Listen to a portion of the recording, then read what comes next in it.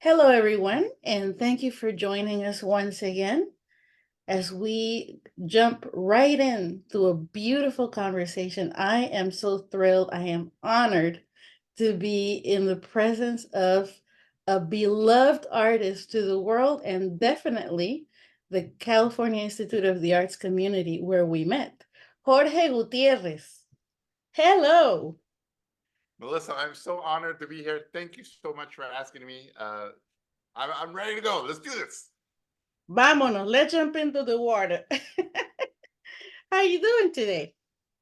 I am excited about the future. Obviously we're in a pretty crazy time in our medium and in our industry. But I Yes. think this is the perfect time to do new things and try new things and Mhm. take advantage. In chaos, there's opportunity. And my whole Agreed. career, I found, if you're ready to Mm. jump Hmm. you'll always get to swim. Agreed. Agreed. Agreed. Thank you for that. There's beauty to be found in chaos if we're paying attention, ¿verdad? And Yep. opportunities. See, I just said something in Spanish. This is a Spanglish moment brought to you by Melissa and Jorge. So yeah, definitely. And artists play such an essential role in letting us see what needs to be seen, particularly in times of chaos, like you said. And so I'm thankful for your works. The journey as an artist has brought you to this moment where so many people all over the world get to see your movies, like The Book of Life, like Maya and the Three, your work, El Tigre. I mean, so many things to look into. You shared so much with the world through your art. Tell us about your journey. Originally, I'm from Mexico City. I grew up surrounded with a dad who was an architect who loved classical art and very sort of serious art, he called it. And then a very bohemian mother who played the guitar and sang and was more into folk and pop culture, specifically Mexican. So Yeah. I had both of these, pillars in my family. And my sister also became an artist. So as a little kid, we both believed every parent is an artist. They're just Hmm. different kinds of artists. So by the time I was a little bit older, and I was asked, "What do you want to do when you grow up?" I think I was like 12 or 13. I said, Mm. "I want to be a writer. I want to be a painter, or I want to be a movie director." And a family friend said, "That's animation." And so my dad at the time said, "Find out the hardest school in the world to study this, and if you can get in, I might let you pursue it." Mm. And obviously, I found out about Cal Arts and animation. This is late '80s, early '90s, and that was it. That was kind of the I get to tell stories, I get to paint and draw characters, and I get to make little movies. And I've never not made stuff about Mexico, and I've never not made stuff about where I'm from. So Hmm. I don't even know what that would be like. It's like when people ask me, like, "What is it like to be, Mexican?" I don't know. I've never not been Mexican. All It's right. the only life I've lived. Yes. So this is your frame of reference, and it shows up everywhere in your art practice, and it's a gift to the world because you are letting the world see, these experiences that you can share with them about what it's like to be Mexican from your point of view, through your lens. Well, and that's a big idea that I talk about all the time when students or fellow artists ask me about how does it feel to carry all of Mexican culture on your back. And I Mm. always tell people, if you try to actually do that, if you try to carry your whole culture on your back, it will crush you. It's Yeah. too much. Yeah. All we can do, and it's the advice I give, is interpret the culture, through you. This Right. is your version of the culture. If you grew up in it and you lived it, your version of it will be very authentic just by the fact that you made it. Mm-hmm. When you make things, you are doing a version of your idea of what that thing was. So we talk about enchiladas as the best example I can give Where in Mexico, everybody makes enchiladas differently. Everybody's mom and grandma, usually or grandparents or dads. I don't want to make it seem like only women cook. Everybody cooks. Uh, Everybody. Everybody's enchiladas are different, and if you ask most people, who makes your favorite enchiladas? It's usually my mom or my grandma, right? Because they're coming from the country, because they're coming from a history, depending on what part of the country they live in, depending on what ingredients have been passed down, everybody's enchiladas are different and everybody's enchiladas are delicious. And Right, there's no right version of enchiladas, it's right, just an interpretation. right. So that's how I approach Mexican culture. I go, El Tigre was my version of a Mexican superhero. Book Mhm, of Life was my interpretation of Day of the Dead. mhm, Maya and the Three was my interpretation of Mesoamerica.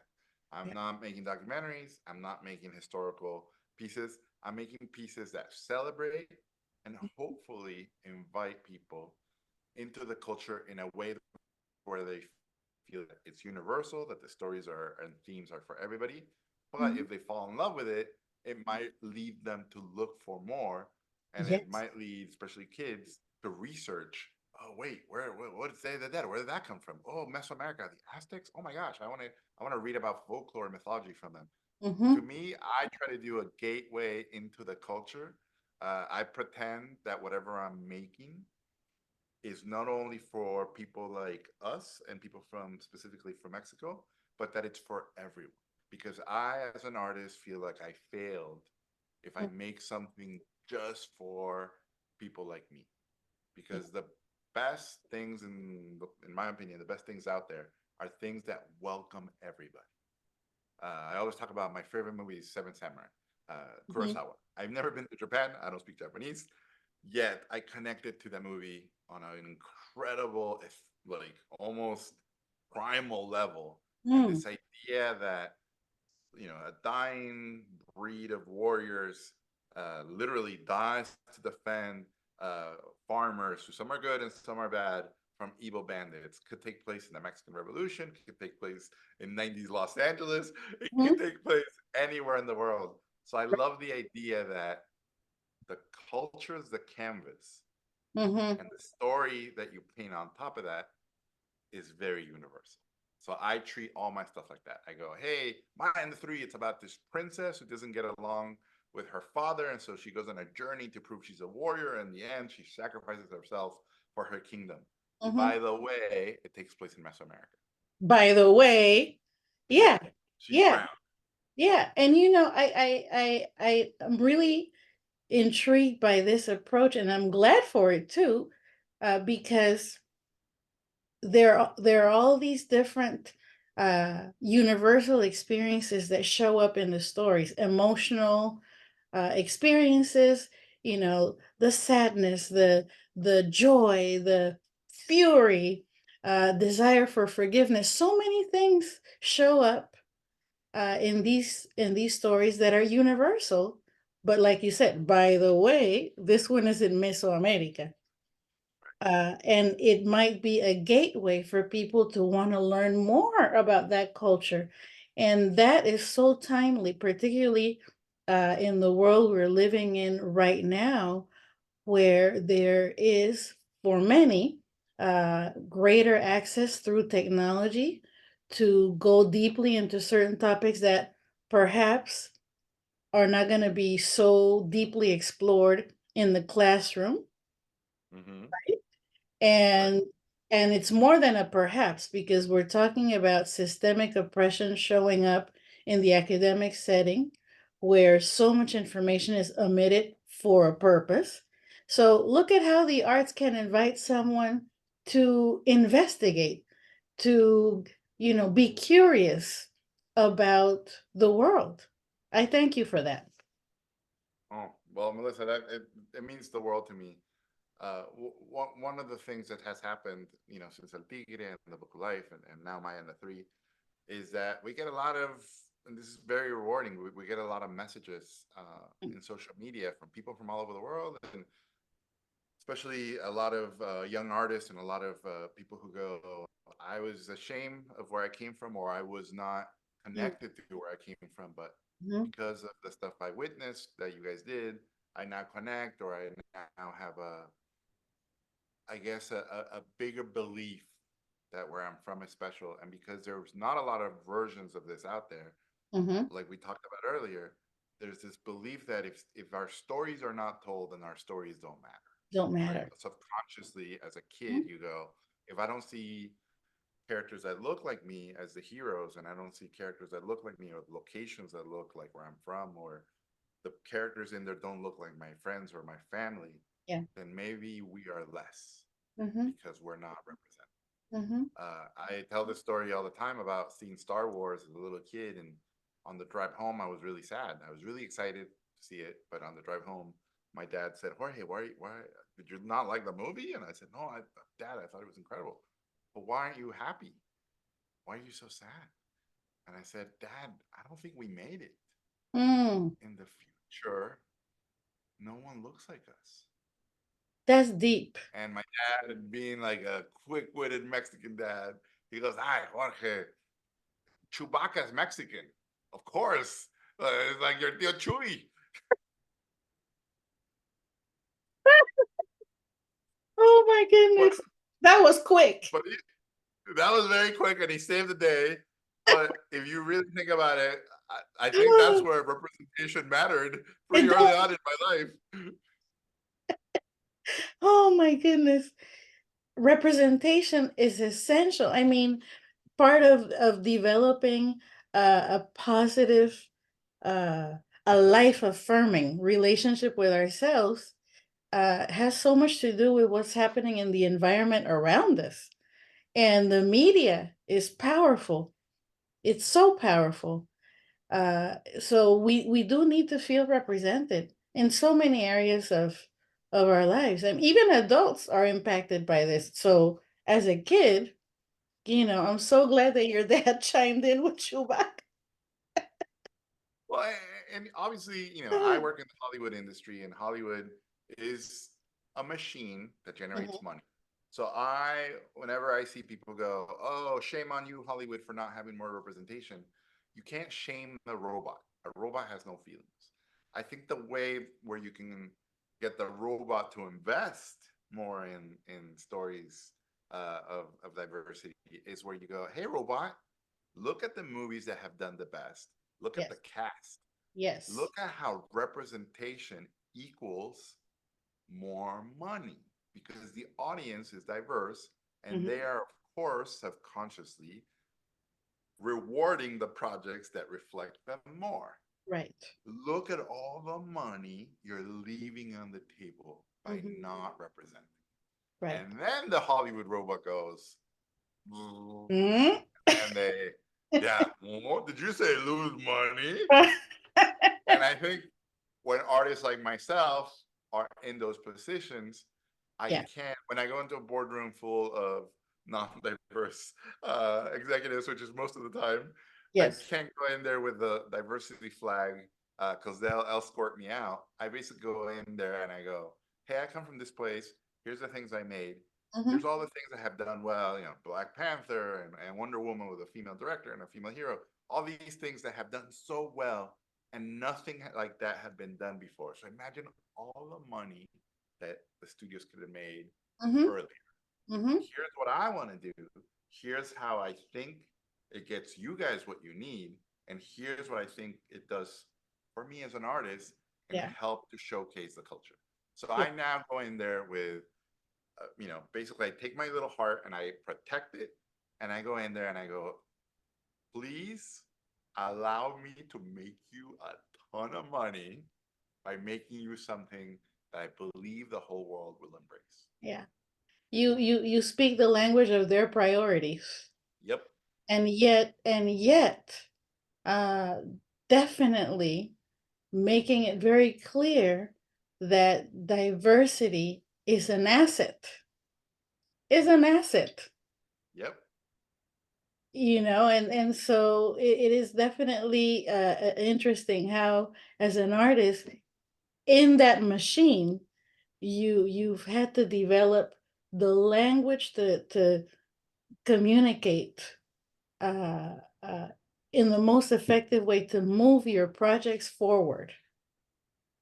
to move your projects forward, which really move us all forward. Yeah, I think it's the way I see it, or have always seen it, is as artists, our job is to reflect things around us and reflect our experience in a Mm-hmm. way where we hopefully connect others. Yes. My favorite pieces of artwork are those pieces where I feel like I'm privileged. Uh, I'll give you an example. I love Reservation Dogs, this TV show Mm. Mm-hmm. about Native Americans in Oklahoma. I've never been to Oklahoma. No, I've been to Oklahoma once. But basically, this show allowed me to feel, oh my God, I feel so privileged Mm. to be able to see this world that I'm not familiar with. Yeah. And the closer I got to this painting that was beautiful and unique and unlike anything I'd ever seen, the more I realized, oh, it's a mirror. It's reflecting the human experience. It's about a daughter who can't connect with her father. It's about friends who had someone who passed away and they're trying to reconcile their relationship with the dead. It's about living in a society where the great warriors from times past are weighing down on this future generation. Oh, this could be Mexico. This could be Yeah. Tijuana. This could be anywhere in the world. And so that's my favorite work, where the message is universal, but the setting and the specifics are really, really, really grounded in a culture. Mm-hmm. What was it? Hitchcock said the details and authenticity make something universal. Beautiful. And would you say that the setting where these universal stories are taking place are characters in themselves? Yeah, if you acknowledge, especially in America, if you acknowledge that the setting is a character, and if you acknowledge that people say movies are about stories. No, they're about characters, and TV shows, they're about characters. Mm-hmm. And when you break that down even more, Mm-hmm. it's really about relationships, right? Because you can't really have a story without any relationships. Even if there's no characters and it's just one person, that's Mm-hmm. a relationship between him and the location, and him and himself, and him and his beliefs. Uh, so it's always about the relationships. And I think if you come from a culture, you understand innately those relationships. If Yeah. you don't come from that culture and you're looking from the outside, you're just guessing or you're researching and you're deducing what those relationships are. And I Mm. think that's the big difference with Yes. authentic work, where it feels organic as opposed to explained. Uh, in Latin Mm. America, having grown up in Mexico City, having grown up in Tijuana, my relationship with the police, my relationship with the government, is very different than different people, right? As a kid, I was told from the beginning, don't trust the police, don't Mm-hmm. trust the government, which is very specific to the era I grew up in, and the city I grew up in, and the country I grew up in. Yes. That is reflected in all my work. If you look at all my stuff, the I love the idea that some people break the law because the Mm-hmm. law is wrong, and they break the law for good. And Mm-hmm. I also love the idea that people in power are a lot of times terrible people, and that's very much a reflection of growing up in Mexico. Social justice. Social Social justice. justice, right? I see it. I see it throughout the narratives that you've shared. Social justice and breaking the law for good. I'm thinking about how at different points in your stories, there's this rethinking of, well, what is power really? What's really power? You know? And this idea, the two things that I'm really into right now is the concept of just because you come from this doesn't mean you're that, right? Mm, mm-hmm, If your parents were bad, doesn't mean you're bad. If your parents were good, it doesn't mean you're good. If your parents were noble, that doesn't guarantee you're noble. So mm-hmm, this idea that where you come from shouldn't define who you are. You define who you are, right? Because mm-hmm, I deal with that all the time. Just hmm. because I'm from Mexico doesn't mean blah, blah, blah. I do my interpretation of what that is. And Yes. then the other idea that I like a lot right now is this idea of legacy. Mm-hmm, In those who came before us, what did they accomplish, and how does that relate to you now? how are you literally moving the tree of your legacy forward, and how are you Forward. planting those seeds, and how are your actions not only honoring the past but leaving an open path to the Forward. future generations, right? Yeah. I'm really into, I want to be a strong link Mm-hmm. between what happened before and what's coming. Mm-hmm. And I love characters who are in their moment go, Book of Life is a good example. Yes. I come from a long line of bullfighters that have done this stuff. I was born, right? Manolo, basically, I'm born with the talent to be a bullfighter. He could have been the greatest bullfighter of all time. People said it in the movie a million Mm-hmm. times. So it Mm-hmm. wasn't an issue that he couldn't do it. It was an issue was, I don't want to do To it do because it. I believe it's wrong. Mm-hmm. And while it was okay in the past, I don't think it's right today. And so that movie's about, I'm going to hack my culture for Yes. something I believe is better, Yes. Yes. right? Yes. Maya and the Three, same thing. Hey, this prophecy says, it's so funny. Book of Life is, my parents are wrong. Maya and the Three is, I think my parents are right, but not in the way they thought, Uh-huh. right? And Maya and the Three is, Maya, the gods want to sacrifice you to save humanity. And then Mhm. she learns, nope, I will sacrifice myself to save humanity. To It's save on me. humanity. It's my choice. Yeah. Yeah. I really enjoyed how in both there was the theme of integrity. Manolo is gonna write his own story. Uh Remind me of the name of the character, the candle maker, the candle Yeah, the maker. candle maker. Yeah, You know he's what? basically writing down the stories. The pages are empty. You write your story. Yeah, You write your story. and That. this idea that a lot of people, especially in Latin America and in the arts, were like, well, my story's been written, so I'm just gonna, my parents said I should do this, or people like me Mm-hmm. go work here or end up doing that. So Mm-hmm. this idea that your story has been written for you, Mm-hmm. I find it, no, no, no, no, no. No story's ever written. You write your own story, and what are you doing today to tell your tale? And I think your actions tell that story. And Yeah. I really believe, uh, if you are, especially a young artist, if Mm-hmm. you are looking ahead, there is a level of pain, because it is pain, Mm-hmm. that will have to be dealt with early or later in life. And Mm-hmm. I always say, pain now, so you have less pain later, because the pain will come at some point. It will And come. yeah, Mm-hmm. the pain is hard work, learning to be sufficient, learning to navigate the real world, learning to use your talent in a way where you get to do the things you love. I Mm-hmm. think the danger comes in this belief that I don't know where it came from, that somehow you get lucky and success happens. That doesn't happen anyway. Success, just like inspiration, comes from you working really hard, and it finds you working really hard. Yeah. So when people go, "Oh, the artist is really lucky," it's like, yeah, he's really lucky because he works really hard. Yeah. He made his own luck. Yeah. I mean, it speaks to that message that I heard also in these films. How do you invest your time? How do you invest your energy?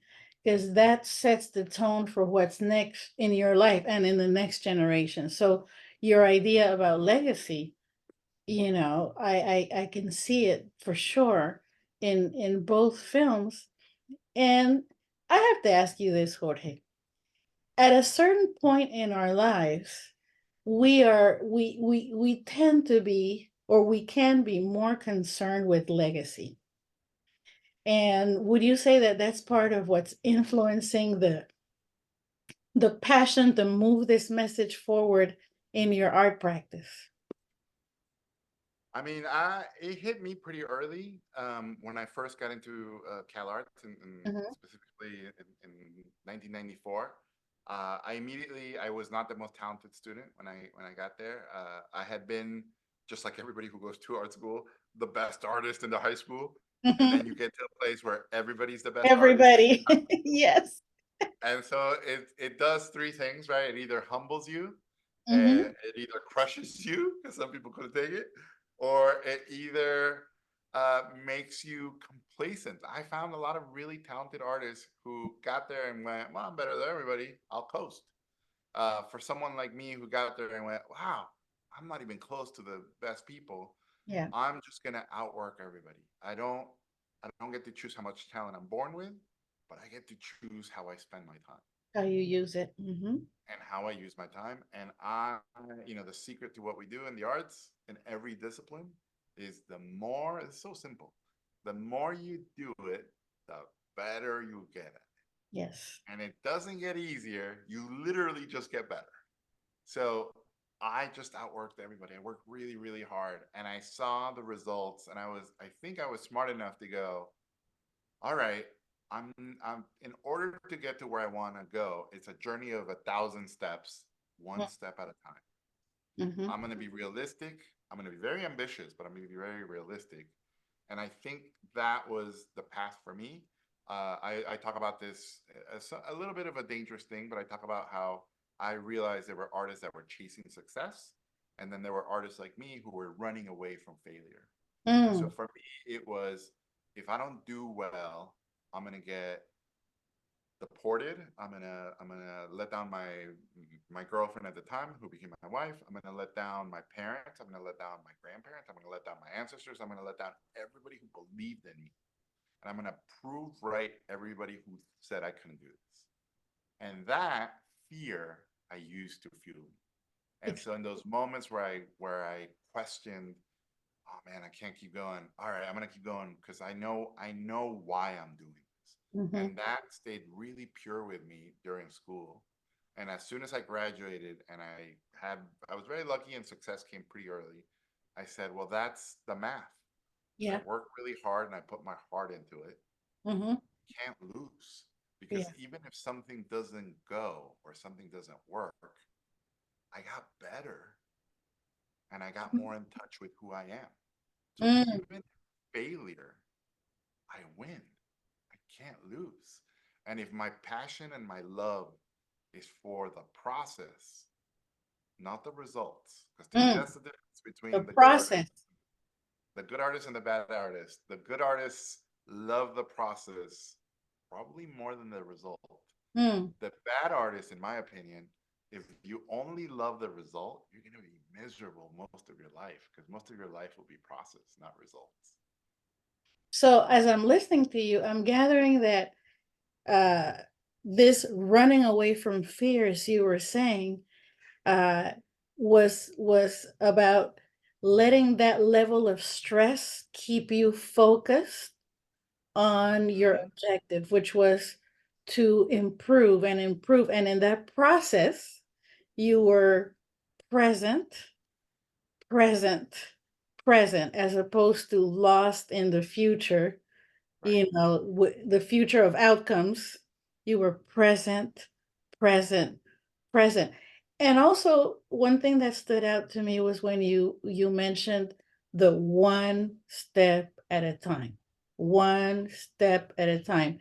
I have to admit, it speaks to my heart because one of the things that I have the opportunity to do at CalArts, it's to support students in the one thing at a time Yeah. so that energy and time are invested in this thing that they're passionate about.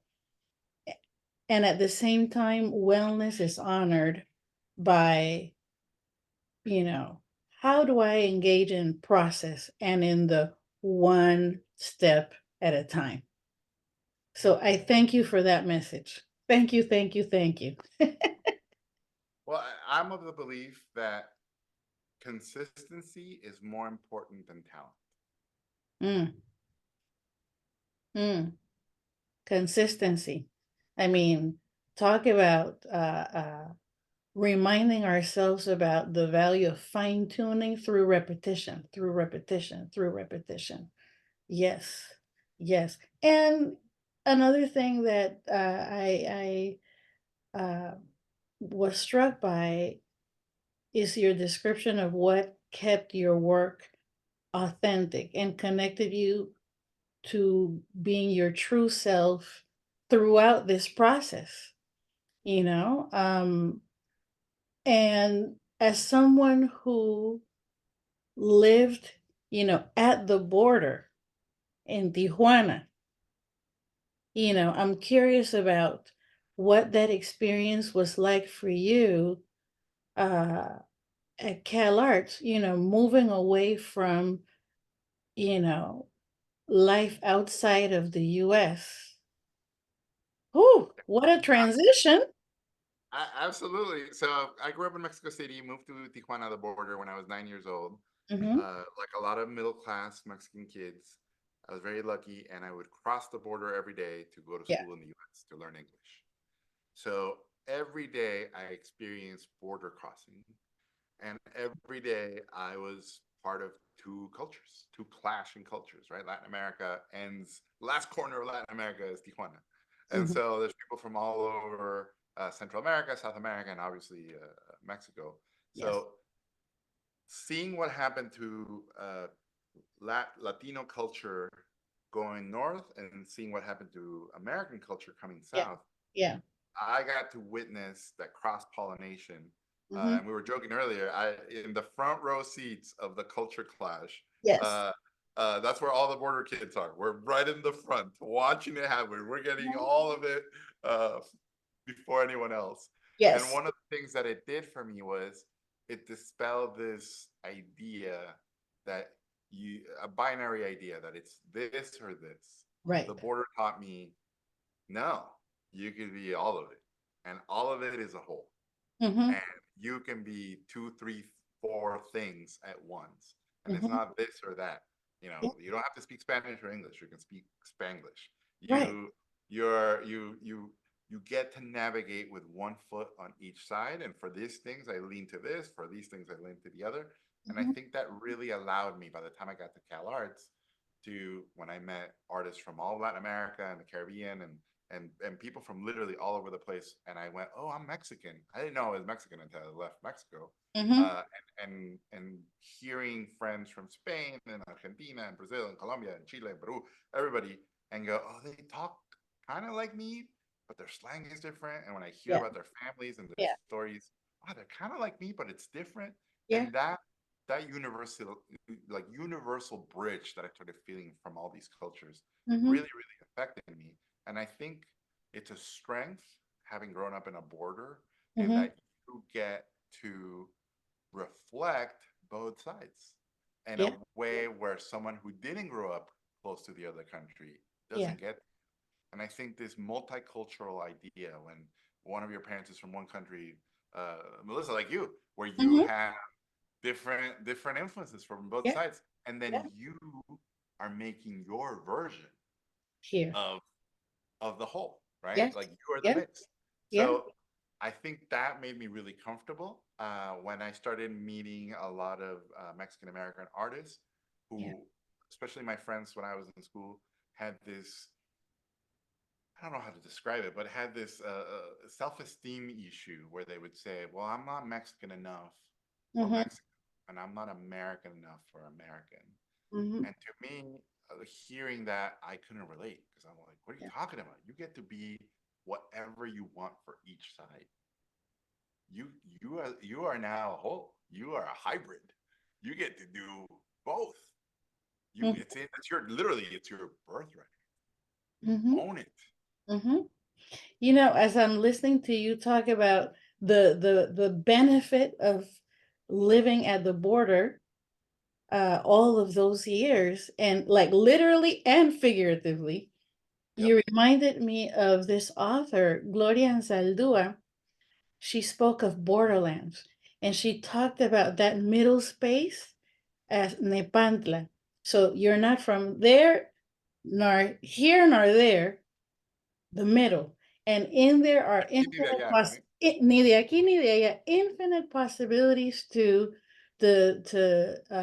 discover who we are. And like you said, for me too, as an immigrant, uh and here I've had to engage in conversations with many people who don't know what to make of me. Like, wait a minute, Latina, black, wait, what, when?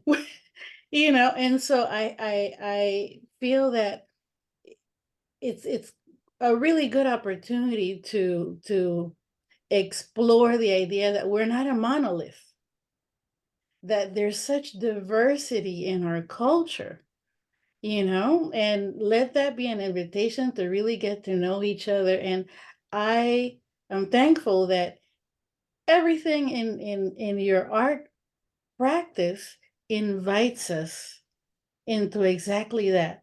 Let's learn more about ourselves and each other, because what you're presenting really gets us curious. It's intriguing, and that's powerful.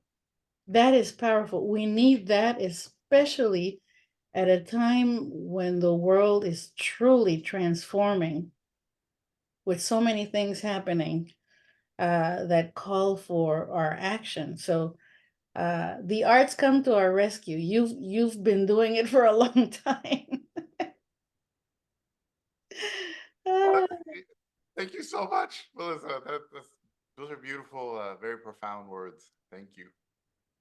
well, I hope that this is the kind of conversation that continues the more people get to see your work. I mean, even within your cast, what a diverse cast. I mean, Ice Cube, Wyclef, Angelica Maria, you and I were talking about earlier. I remember her from when I was little in the soap operas. Rita Moreno, Zoe Saldana. I mean, diversity in the cast, that says so much about all that you put into the process of presenting diversity. Diversity. I think for me that came from going to an art school and for the first time ever being a part of you know back then it was called the Latino Club, and Mm-hmm. had people from everywhere, from all of Latin America, and even people from Spain Mm-hmm. who were just dying to speak Spanish, Yeah. and seeing that, feeling like, wow, we have so much in common, yet we're so different, and our countries have so much in common, yet we're so uniquely ours. And I Mm-hmm. want to see what we have in common, what we don't have in common. And so when I make stuff, I go, if I only reflect people where I came from, I think I failed.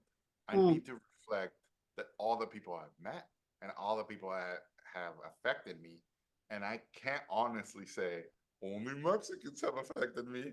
It's Right. everybody's affected me. So why not celebrate that diversity in the voices and celebrate that diversity in the talent? Because I work with people from everywhere. Yes. Uh, and I love going on Instagram and on Twitter and finding artists and go, wow, this artist is fantastic. He's in Paraguay, or he's in Brazil, or he's in Costa Rica. Like, working with talent from all over Latin America, Mm-hmm. just like people took a shot on me and Mm-hmm. took a chance on me. Mm-hmm. Uh, I want to do that and pay it forward. And then I am of the belief uh, that if you help others that can't help you, because helping those who can help you, that's Hollywood. uh, but helping those who can't help you makes you a Mm-hmm. better artist, and it makes you a better person, Yes. and makes our industry better in the long term. It makes for a richer legacy, Yep. and it makes our ancestors smile because they back us up, and we need to honor them with the way we use our energy, the way we all use our gifts. And it's our time to be the ones to spread love and hope through whatever our works are. You hit it in the nail. Look, I'm of the belief that we are the myth makers now, right? Mm-hmm. Our myth making and mythology and folklore all has always reflected the views of the time, and I Yes. think it's our legacy to now reflect the views of what's happening now. Mm-hmm. And in a weird way, whenever people say, "Oh, I want to make artwork that's timeless. I don't believe that. I think that's baloney. I think Mm, art will always, whether you like it or not, will reflect the views of what right. was happening. And so when people go, well, back then they didn't have people that look like that, so I'm not going to put them in there. Mm-hmm. That's a choice.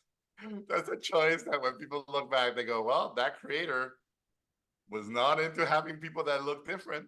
Right. And so Right. all those things, whether you like it or not, speak volumes. Yes. Yes. And now we look back on it and see what the mindset of the time was. So here's to us using our time. It's our time to do something new and fresh and more deeply reflected on. Thank you, Jorge. Thank you so much. I so Alyssa, appreciate it. this was awesome. Thank This you. was great.